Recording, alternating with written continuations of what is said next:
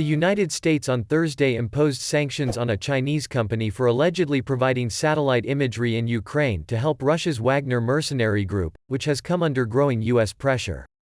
The Treasury Department and State Department announced a slew of actions as they formally designated the Wagner Group as a transnational criminal organization, a move previewed last week by the White House. The new sanctions will further impede the Kremlin's ability to arm its war machine that is engaged in a war of aggression against Ukraine, and which has caused unconscionable death and destruction, Secretary of State Antony Blinken said in a statement. Among the firms targeted was Changsha Tianyi Space Science and Technology Research Institute Company, a Chinese firm which the Treasury Department said has provided satellite imagery over Ukraine to the Wagner Group.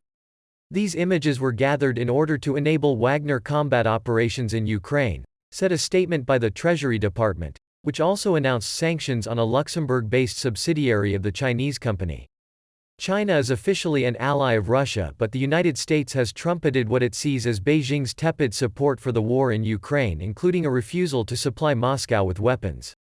But U.S. officials have been concerned about activities by private Chinese companies, which Washington believes are unlikely to be working at the behest of the Chinese government but could be stopped by Beijing.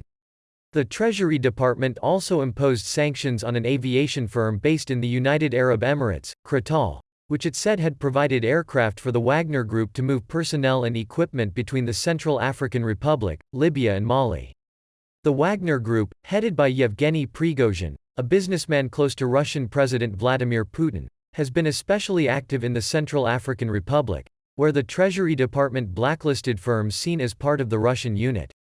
The Wagner Group has taken an increasingly prominent role in Ukraine as it sends to the battlefield Russian inmates who are promised clemency. The White House on Friday said that Wagner has about 50,000 fighters in Ukraine, 80% of them drawn from prisons.